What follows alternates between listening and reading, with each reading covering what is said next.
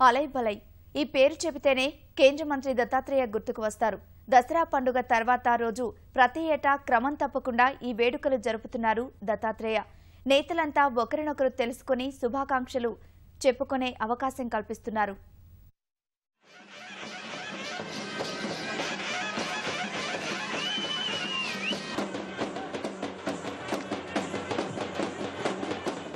భాజపా నేత కేంద్ర కార్మిక శాఖ మంత్రి బండారు దత్తాత్రేయ ఆధ్వర్యంలో అలై బలై కార్యక్రమానికి సర్వం సిద్ధమైంది. హైదరాబాద్ జలవిహార్లో ఘనంగా ఏర్పాట్లు చేస్తున్నారు. విజయదశమి పండుగ మరునాడు ప్రతి ఏటా దత్తాత్రేయ ఈ కార్యక్రమాన్ని నిర్వహించడం సంప్రదాయంగా వస్తోంది.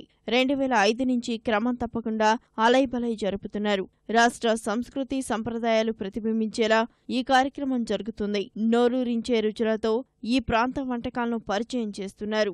ఆటపాటలు, సాంస్కృతిక ప్రదర్శనలు ప్రత్యేక ఆకర్షణగా నిలుస్తాయి. మునుపెన్నడూ లేని విధంగా ఈసారి కేంద్ర ప్రభుత్వం అమలు చేస్తున్న వివిధ కార్యక్రమాలపై కూడా ఓ ప్రదర్శన నిర్వహించబోతున్నారు దత్తాత్రేయ.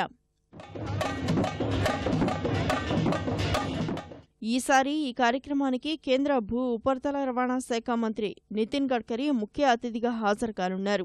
ఇంకా కేంద్ర పట్టణాభివృద్ధి శాఖ మంత్రి వెంకయ్యనాయుడు, గవర్నర్ నరసింహన్తో పాటు రాష్ట్రంలోని అన్ని పార్టీ శాఖల అధ్యక్షులు, శాసనసభ పక్ష నేతలను దత్తాత్రేయ ఆహ్వానిస్తారు. అతిథులందరినీ సంప్రదాయ రీతిలో సన్మానిస్తారు. పరస్పరమైనటువంటి అవగాహనను కలుగుకోవడానికి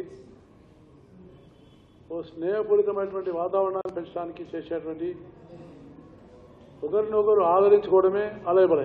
భిన్నత్వంలో ఏకత్వం ఉన్నటువంటి భారతీయ సంస్కృతికి, తెలంగాణ సాంప్రదాయానికి ఇది జరిపేటువంటి పండుగ. ఆదరాభిమానాలతో, ఆప్యాయతానురాగాలతో పరస్పరం కలిసిమెలిసి ఉండేందుకు అలై బలై తోడ్పడుతుందని దత్తాత్రేయ అభిప్రాయపడ్డారు. దసరా పండుగకు పక్షం రోజుల ముందే అతిథులందరికీ ఆహ్వానాలు పంపారు.